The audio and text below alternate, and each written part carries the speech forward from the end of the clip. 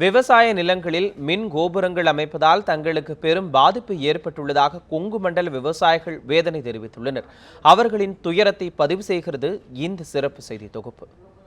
கொங்கு மண்டலம் என்று அழைக்கப்படும் கோவை, கரூர், திருப்பூர், ஈரோடு மாவட்டங்களில் வெவ்வேறு தொழில்கள் வளம் பெற்று வந்தாலும் கிராம பகுதிகளில் இன்னும் விவசாயம் நடைபெற்று வருகிறது.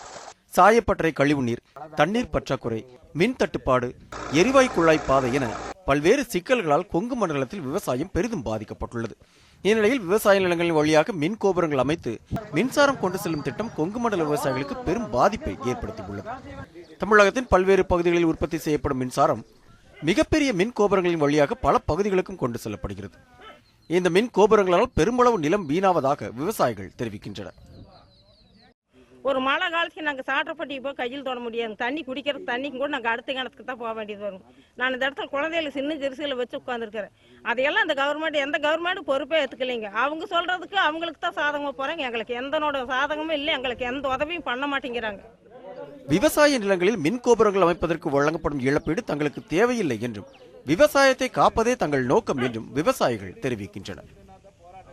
இதனால் இந்த டவர் போடுறதுனால எங்களுக்கு கவர்மெண்ட் லோன் கிடைக்காதுங்க. கோழி பண்ணையோ ஆடு பண்ணையோ வேறு எங்களுக்கு வாழ்வாதாரமாக இதுதானுங்க. ஆடு மாடு தான் மேய்க்கிறோம். நாளைக்கு இவ்வளோ சப்ளை போகும்போது ஆடு மாடுக்கு பாதிப்பு வருதுங்க. ஆனால் இதையெல்லாம் பார்த்தீங்கன்னா அவங்க சொல்கிற அமௌண்ட்டுக்கும் கவர்மெண்ட் வச்சுருக்கிறதுக்கும் ரொம்ப வித்தியாசமாக இருக்குது.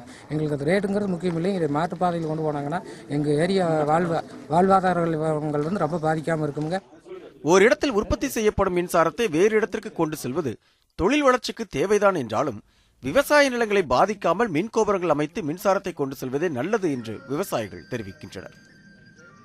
கவர்மெண்ட் இந்த கேபிள் மூலமா கொண்டு போயிட்டாங்கன்னா பெரிய பாதிப்பு விவசாயிகளுக்கு இருக்காது. கவர்மெண்ட்டுக்கும் பவர் லாஸ் 20 to 30% சேவ் ஆகும். லாங் ஸ்டாண்டிங்ல இந்த திட்டம் நடைபெறணும்னா கேபிளில் தான் கொண்டு வைக்கணும். நிறைய வழக்குகள் நிலவில் இருக்கிறதுனால விவசாய வழக்குகள் போலி தகராறு, பங்கு தகராறு இருக்குது.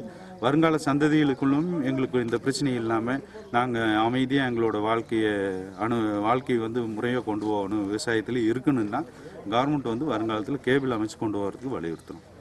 நாட்டின் பொருளாதார வளர்ச்சிக்கு உழவும் தொழிலும் இன்றியமையாதவை. உழவை கெடுக்காமல் தொழிலை வளர்ப்பதே நீடித்த வளர்ச்சியாக அமையும்.